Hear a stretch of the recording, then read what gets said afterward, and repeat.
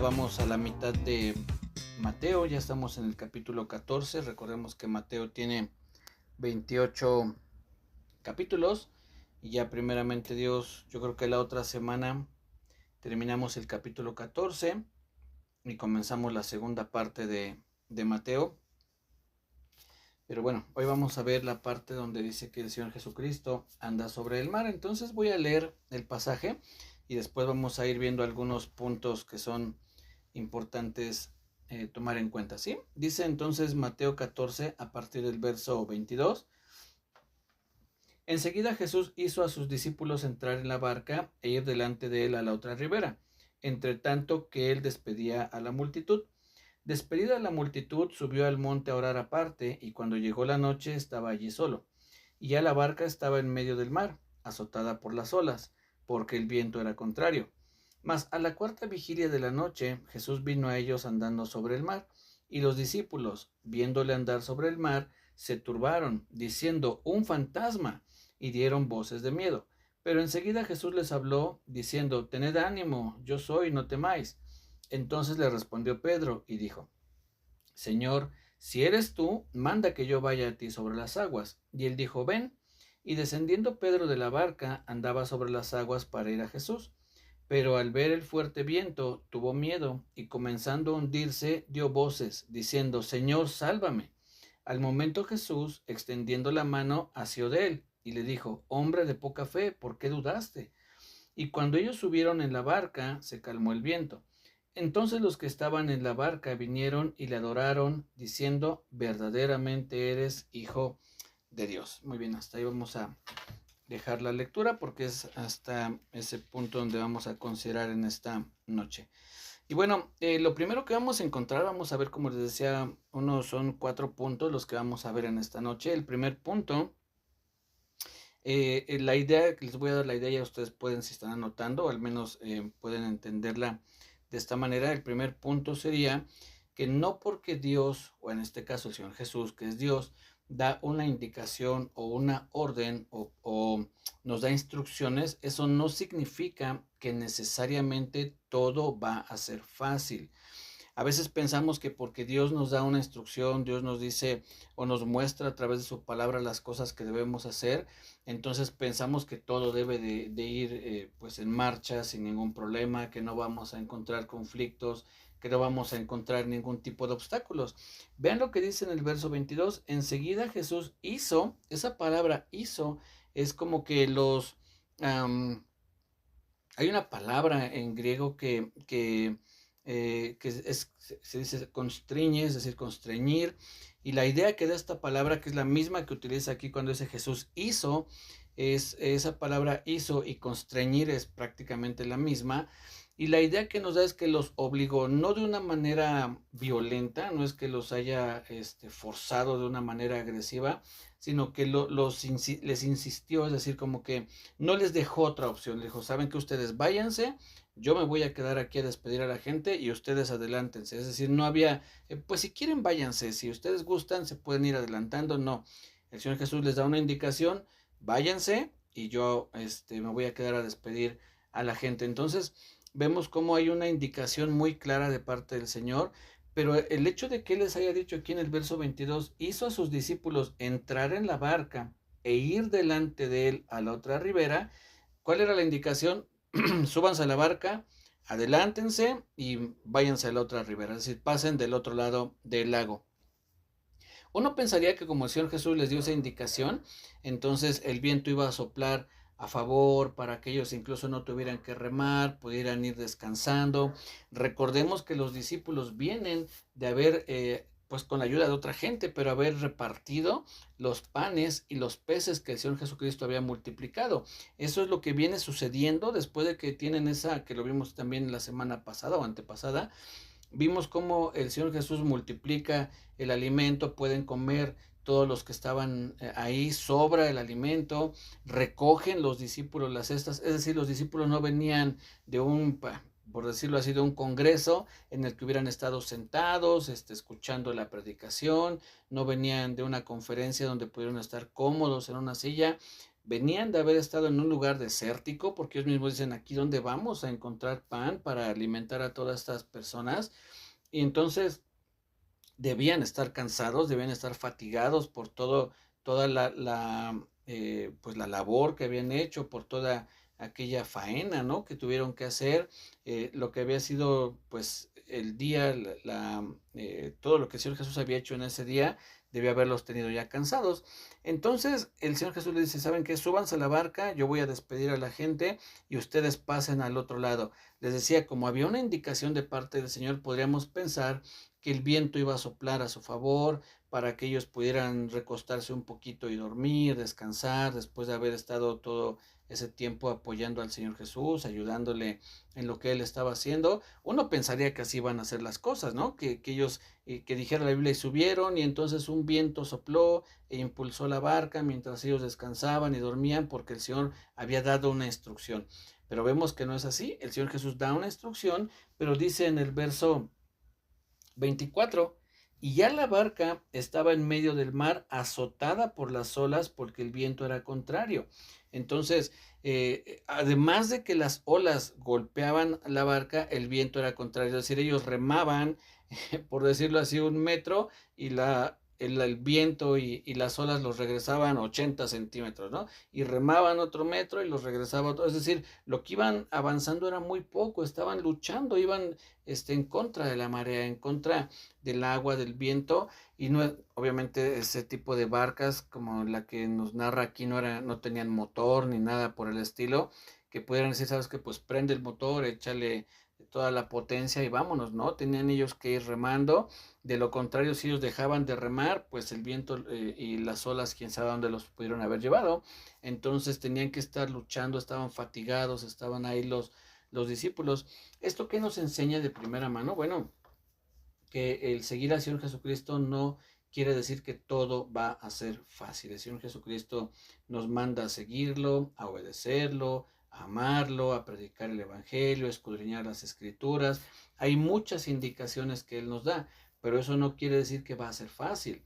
Por ejemplo, para leer la Biblia o para orar, uno debe destinar un tiempo para orar, un tiempo para leer la Biblia, pero no porque uno diga, Señor, mañana voy a levantar un poco más temprano para orar y para leer la Biblia. Si comúnmente nos levantamos, por poner un ejemplo, a las 7 de la mañana y nos proponemos, bueno, mañana me voy a levantar a las 6 para que pueda orar y leer la Biblia, uno pensaría que como está uno haciendo o queriendo hacer algo bueno, a las 6 de la mañana ya va a estar uno bien alerta, bien despierto, sin sueño, y van a decir, sí que quedé de levantarme, y nos levantamos y oramos y leemos y todo está así bien fácil. No, la verdad es que no es así.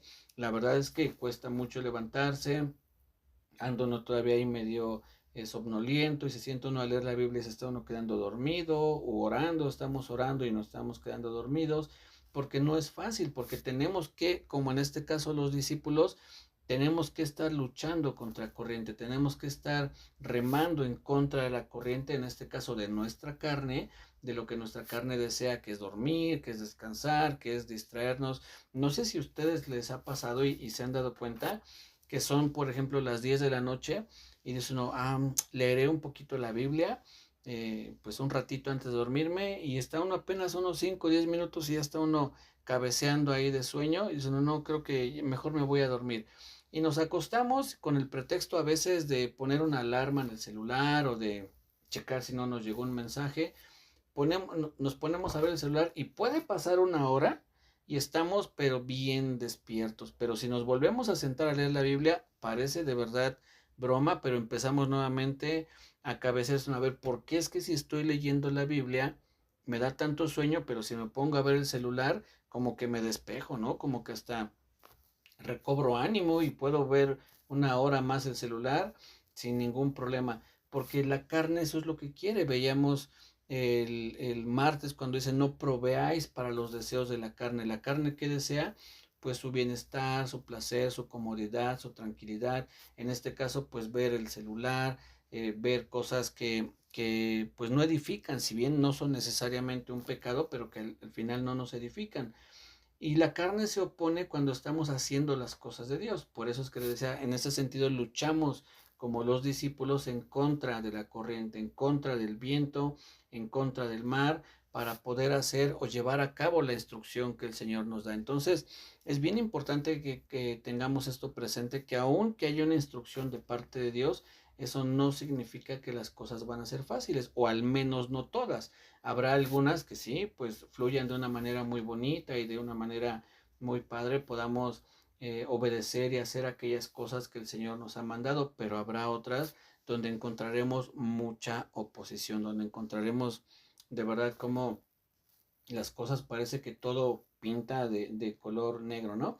Recién estaba platicando con mi esposa acerca de un tema, de este tema justamente, sí, de esto que le estoy platicando, pero en referencia a otra situación. Y yo recuerdo que en aquella ocasión tenía yo que mover mi negocio de un lugar a otro y yo pude entender que Dios había dispuesto de ciertas cosas para que yo me moviera de ese lugar a otro local.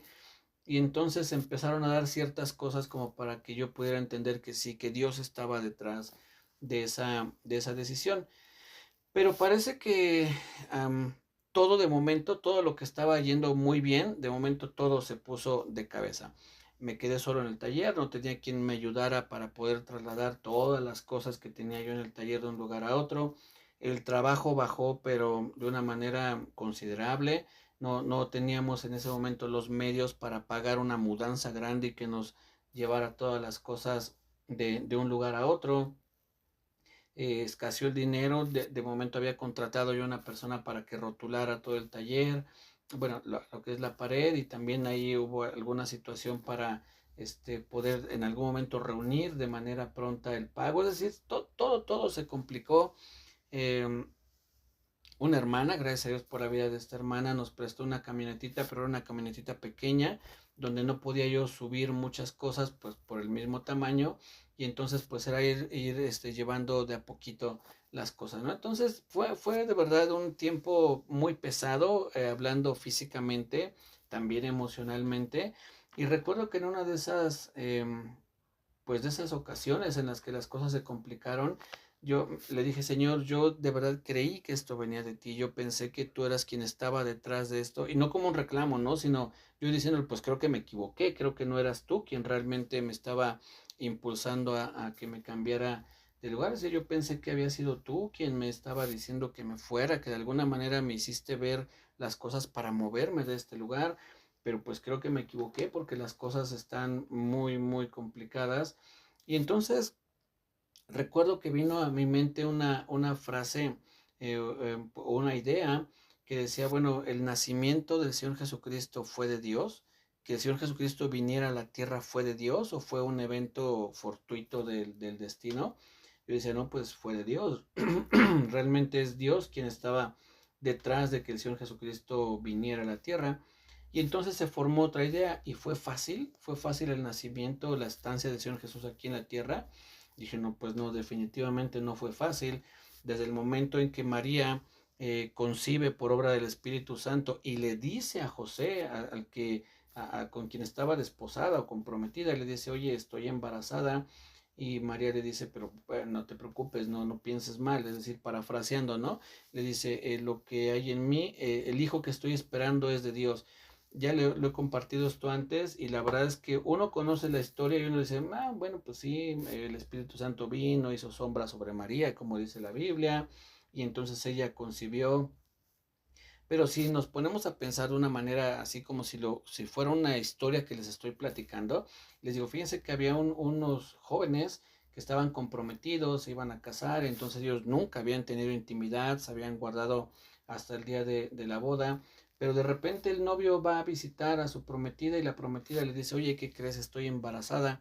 El novio, imagínense el golpe en su corazón, decir, a ver, ¿cómo que estás embarazada si yo no he tenido intimidad contigo? O sea, eso quiere decir que me engañaste, quiere decir que tú tuviste intimidad con otra persona. Y la novia le dice, no, ¿cómo crees? No es eso. El hijo que estoy esperando es de Dios. Dios, es el hijo de Dios a quien está en mi vientre. Pues la verdad es que es una historia que cuando uno ya lo ve desde esta forma, dice uno, no, creo que no es, como que no es muy creíble, ¿no?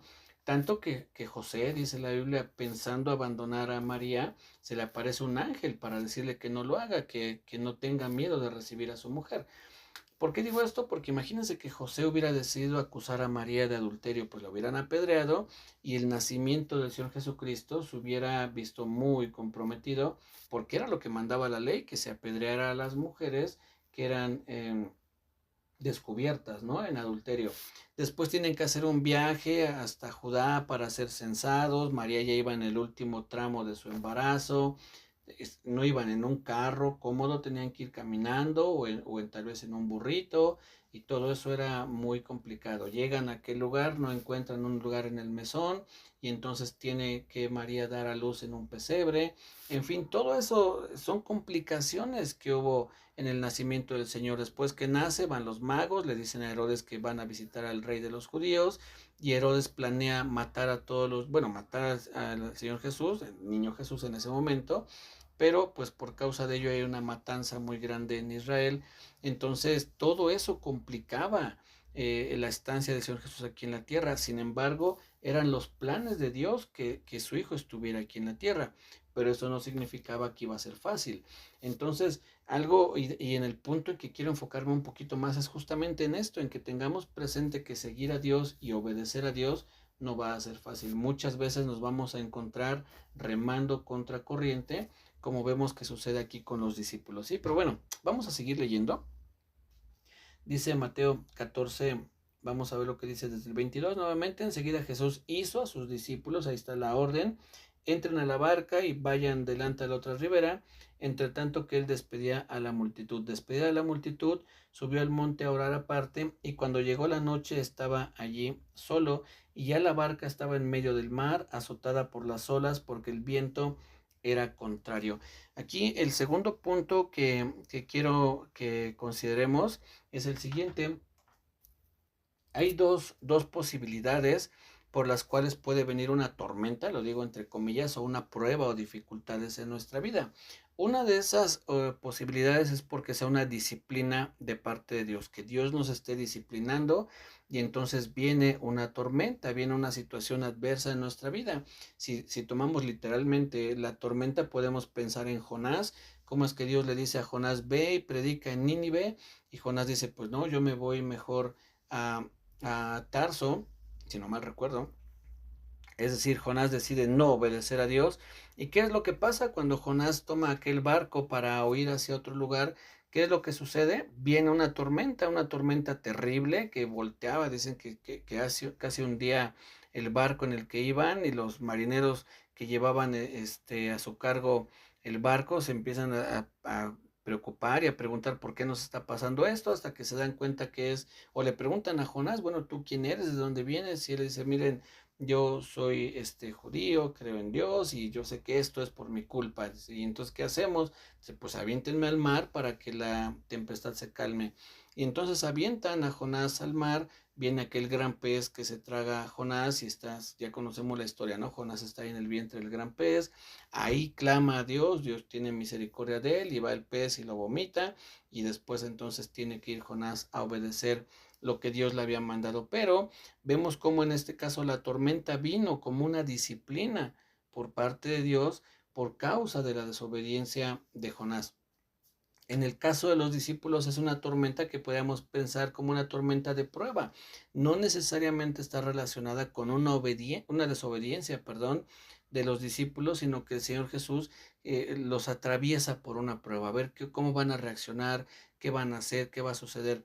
Dentro de la misericordia, del amor y la sabiduría de Dios, tanto una disciplina como una prueba nos ayudan a crecer, siempre nos van a ayudar a crecer, siempre nos van a ayudar a que nos acerquemos un poco más a Dios, pero lo ideal es que no atravesemos por tormentas de disciplina, sino por pruebas que son parte de nuestra vida, pero que siempre Dios va a ayudar a que podamos crecer, que podamos nosotros avanzar un poco. Recordemos lo que dice en Romanos: dice: sabemos que a los que aman a Dios todas las cosas les ayudan a bien. Entonces, aunque estemos atravesando por una tormenta, si nuestro amor está puesto en Dios, bueno, esa tormenta traerá algo bueno a nuestra vida.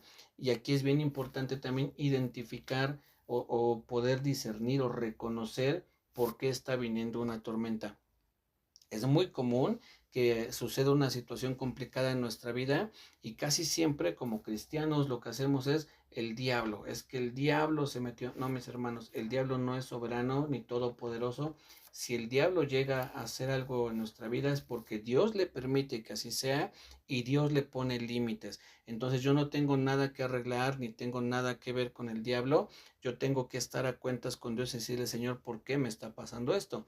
Con esto tampoco quiero decir que debemos como ignorar al diablo como tal. Recordemos que la Biblia dice, no ignoramos sus maquinaciones, es decir, debemos de conocer la forma de operar del diablo, pero no debe ser mi principal enfoque. Hay gente que se mete mucho, ¿no? El diablo cómo hace y qué hace y las profundidades de Satanás y cosas así. Bueno, yo no creo que eso sea lo más conveniente. Lo ideal es siempre conocer a Dios y entonces cuando nosotros estamos bajo el refugio de Dios, cuando estamos bajo su cuidado, bueno, la misma Biblia dice que el diablo no nos toca, es lo que dice en una de las cartas que escribe el apóstol Juan. Entonces, nosotros los que somos hijos de Dios, los que hemos obedecido a Dios, los que hemos creído en Él, entonces debemos estar seguros que el diablo no puede venir y así nada más de la nada hacer de las suyas. Eso no es así. Insisto, si es que en algún momento sucede algo en el que el diablo esté por ahí o alguno de sus demonios esté por ahí metido, es porque Dios lo permitió, como en el caso de Job. Recordemos la historia de Job, cómo es que hay una interacción entre Dios y el diablo, y entonces el diablo toca a Jonás porque Dios le permite que lo haga. Si Dios no le hubiera dado ese permiso, entonces el diablo no hubiera podido hacer nada en contra de Job, ¿sí? Entonces tenemos que identificar esas dos situaciones, si es una tormenta de prueba o si es una tormenta de disciplina. Y entonces, de cualquier manera, debemos estar siempre a cuentas con el Señor, pero que podamos saber si estamos en una situación en la que Dios nos está llamando la atención o simplemente nos está pasando por un momento en el que nuestra fe va a ser fortalecida. El mismo Job, en alguna de las partes que escribe, dice, yo sé que seré probado, que mi fe será probada y saldrá reluciente como un oro. Es decir, parte de la intención que Dios tiene al someternos o permitirnos estar en una prueba es que nuestra fe vaya creciendo, vaya siendo perfeccionada, confiar cada vez más en Él. Entonces es importante saber que hay tormentas de disciplina, tormentas, por decirlo de una manera, de prueba, pero que podamos nosotros identificar cuál es una y otra para poder atender si es que hay alguna situación en nuestra vida y ponernos a cuentas con el Señor, ¿sí? El punto número 3 es la respuesta viene en el tiempo de Dios. Vamos a leer esta parte, miren, vean, dice aquí mismo en Mateo 14, vuelvo a repetir, la respuesta viene en el tiempo de Dios. Dice, y ya la barca está medio, bueno, un poco antes, dice, despedida la multitud, estoy leyendo el verso 23, Mateo 14, 23, subió al monte a orar aparte y cuando llegó la noche estaba allí solo. Más o menos nosotros, ¿qué podríamos decir que es la noche? ¿Cuándo podemos decir llegó la noche? Vamos a pensar en las 8, ¿no? Que a las 8 dice uno, bueno, ya en las 8 ya es la noche.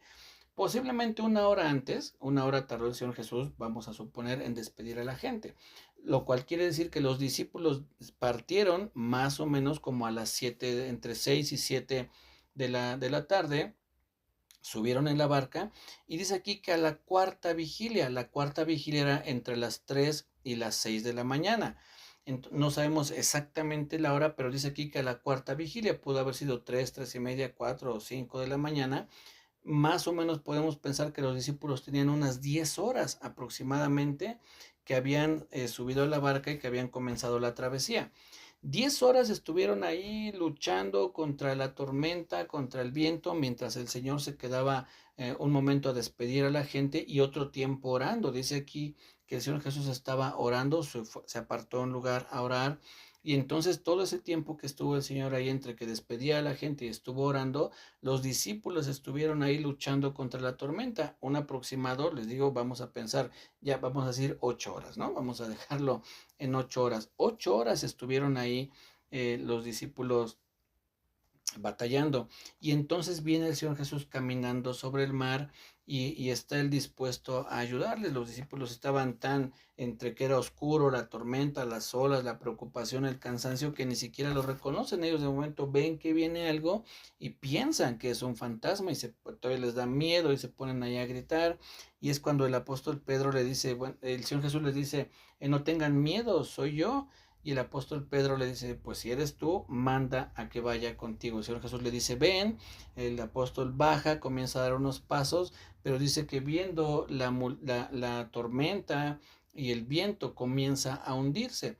Y ven lo que dice aquí en el verso 30. Pero al ver el fuerte viento tuvo miedo, está hablando de Pedro, y comenzando a hundirse dio voces diciendo, Señor, sálvame.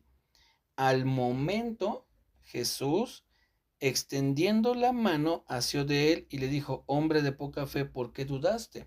Y cuando ellos subieron a la barca, o en la barca, se calmó el viento.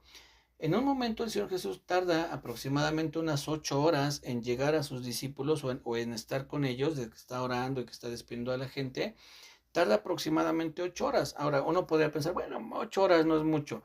8 horas padeciendo, teniendo temor por tu vida, luchando contra el viento, ver que la barca se va a voltear, que estás en medio del mar, que el viento está soplando y entre comillas lo digo, y están solos. Es decir, no está ahí el Señor Jesús.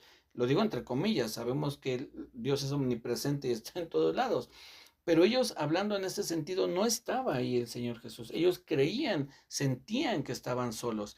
Y pasaron 8 horas, 8 angustiosas horas, más o menos, pudo haber sido un poco menos, un poco más, pero hay momentos en los que los segundos se vuelve una eternidad. Ahora imagínense 8 horas estar ahí con el cansancio, con la preocupación, viendo que está la tormenta, no saben qué va a suceder y ellos piensan tal vez, quizá en su corazón estaba el Señor Jesús ya se tardó, el Maestro ya se tardó, ¿a qué hora va a venir? ¿En qué momento nos va a alcanzar?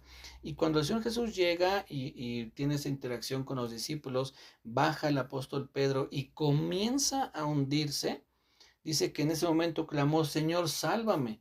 Y dice, y al momento el Señor Jesús lo salva, no le dijo, bueno, espérate a que acabe la cuarta vigilia y entonces ya al amanecer te rescato. No, ahí había una apuración, había una urgencia, estaba de por medio la vida del apóstol Pedro y entonces el Señor Jesús al momento lo salva. ¿Qué nos enseña esto? Que la respuesta de Dios viene en su tiempo y su tiempo es perfecto. A nuestros ojos puede parecer que Él ya se tardó. Bueno, Señor, ya pasaron 8 horas. ¿En qué momento piensas venir? Mira, mi barca se está hundiendo.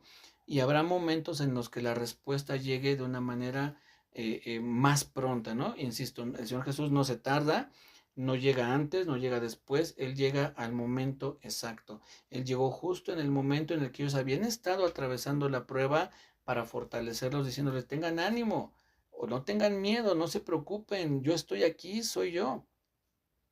Y en otro momento, al instante, cuando el apóstol clama, el apóstol Pedro de esa manera urgente, al momento el Señor lo rescata. Entonces, esto nos enseña que hay momentos en los que sí, el Señor espera o pasa un tiempo en el que nos tiene o permite que estemos ahí en esa prueba, pero no nos va a abandonar, no nos va a dejar, no va a llegar tarde, jamás va a llegar tarde. No es que no diga, "Ey, el Señor se le hizo tarde, no sé exactamente qué pasó, creo que no escuchó mi oración, tal vez no puso atención, tal vez yo le dije, Señor, tengo esta necesidad urgente y Él pensó que era algo que podía esperar". No, eso nunca va a suceder.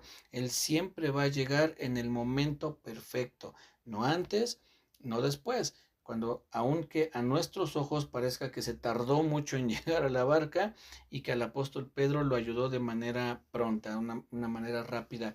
Sin embargo, insisto, el Señor, Dios, su presencia va a estar con nosotros, o va a manifestar su ayuda, su provisión en el momento exacto, ¿sí? Entonces, debemos de recordar que el tiempo del Señor es perfecto. Punto número 4 que vamos a ver es que se nos ha enseñado, y es una realidad además, que dice que el que se acerca a Dios crea que le hay, porque Él es galardonador de los que le buscan.